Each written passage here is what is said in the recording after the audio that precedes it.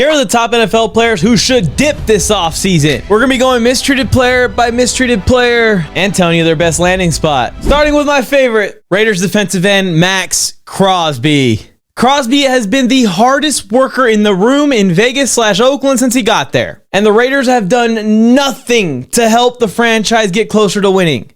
And Maxx Crosby is sick and tired of losing. He's made it public. I know things seem rosy. The sun might be shining because of the Pete Carroll addition. A lot of people are saying that Maxx Crosby's happy now and that he's cool with the Raiders and he wants to stay.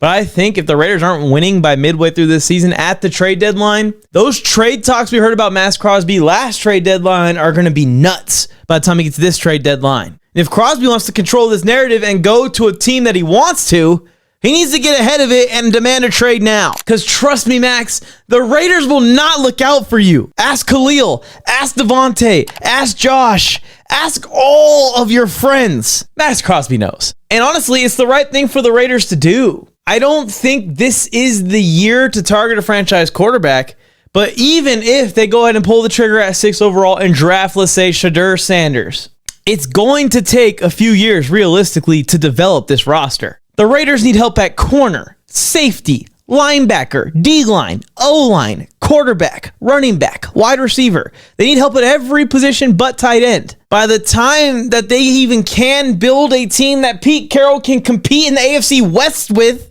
let alone the AFC, let alone for the Super Bowl, Maxx Crosby's going to be 32 or 33. So the Raiders should go ahead and get the draft picks, clear the cap space, and rip off the Band-Aid now. And trade him to the Detroit Lions. That's the perfect landing spot for Crosby. Having him at 98 and Hutchinson wearing 97, both those motors coming after quarterbacks every game. It doesn't matter who you have in the secondary. You're not going to have to cover for more than 3 to 5 seconds. The Lions move on Myles Garrett. They make a move on Maxx Crosby. They're going to go to next year's Super Bowl. Speaking of Myles Garrett, I think everyone knows now that he should dip on the Cleveland Browns. Every player should dip on the Cleveland Browns because of that Deshaun Watson franchise collapsing move at this point. Well, you have to have something to collapse in the first place. They are in cap hell because of Deshaun Watson. They almost need to trade Myles Garrett even if he wasn't demanding a trade. And the perfect landing spot for Myles Garrett is crystal clear in my opinion. The Washington Commanders are the team that it has a rookie quarterback, not needing to get paid a mega $60, $70+ million per year contract for a few more years.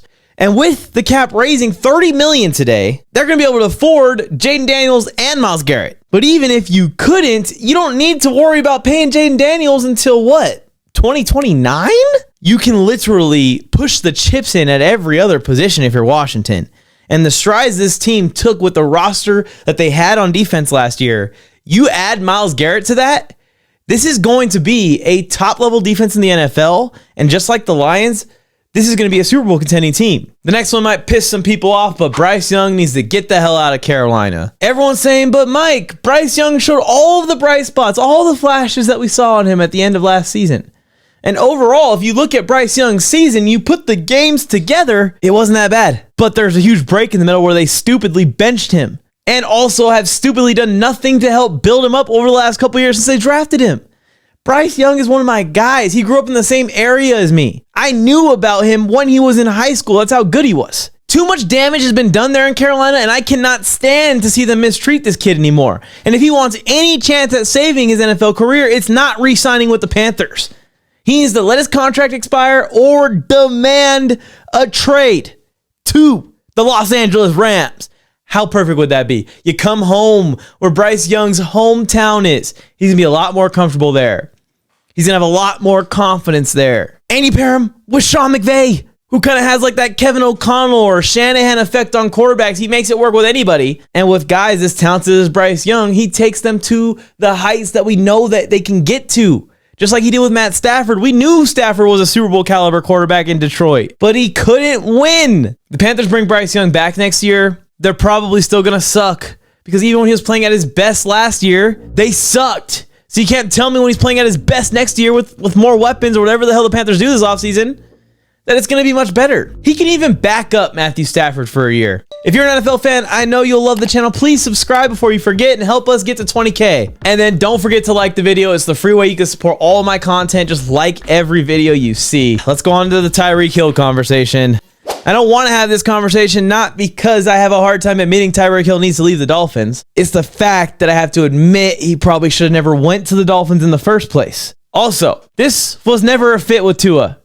Everyone said it from day one. The Finns have to make some tough cap decisions, and this would help a lot if Tyreek Hill kind of removed himself and demanded that he's traded back to the Kansas City Chiefs. That's his perfect landing spot. I don't want to admit it. I hate to admit it. That is where he will have a chance to win Super Bowls. That is where he'll have a chance to still be at his best version of Tyreek Hill for the longest. And you have guys like Xavier Worthy, Rashee Rice there that he doesn't need to take the volume load that he used to have to take off of Patrick Mahomes' plate. It's almost too perfect for the Chiefs not to do if it's an option this offseason. And then two wide receivers that I think are in the exact same situation as each other is DK Metcalf and A.J. Brown. They're both on teams in offenses with quarterbacks that they just aren't fits for.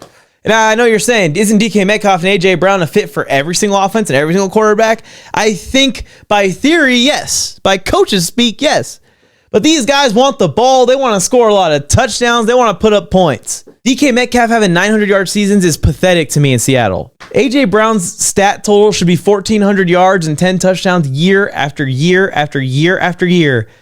But he's in a super heavy run-first offense. And both these guys, despite winning or having some success, are disgruntled. And I think it's very similar with Garrett Wilson in New York as well.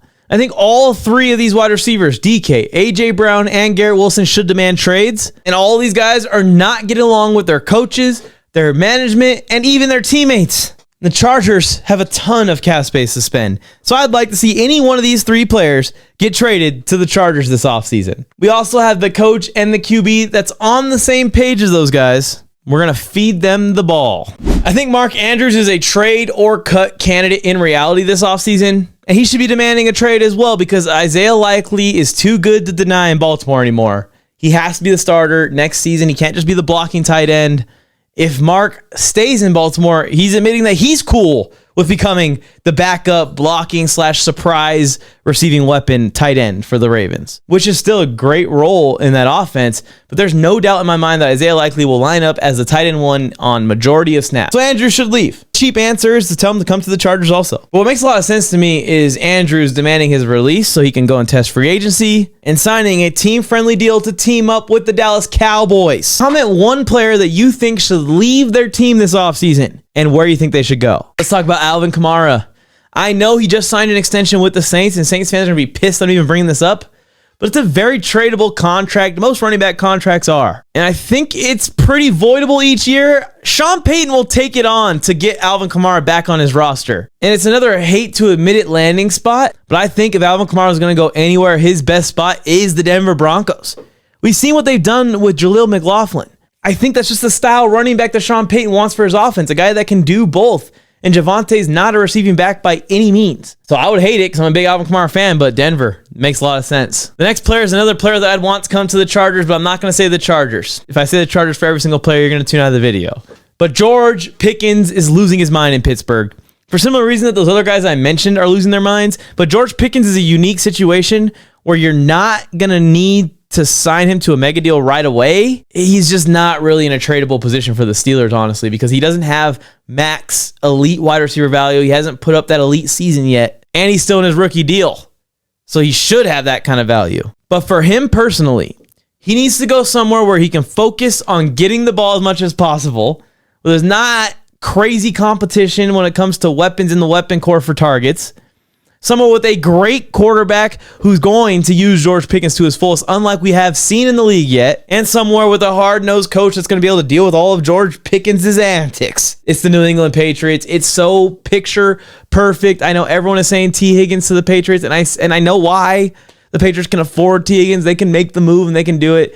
But if George Pickens could go anywhere, it would be New England. And it would be a perfect fit. He would go for 1,500 yards in year one. I was going to bring up T. Higgins in this video. I will say the Patriots are another great landing spot for T, but it seems like the Bengals are going to hold on to this for at least one more year. Regardless of what happens, one last reminder to comment which players you think are going to be on the move and where they're going.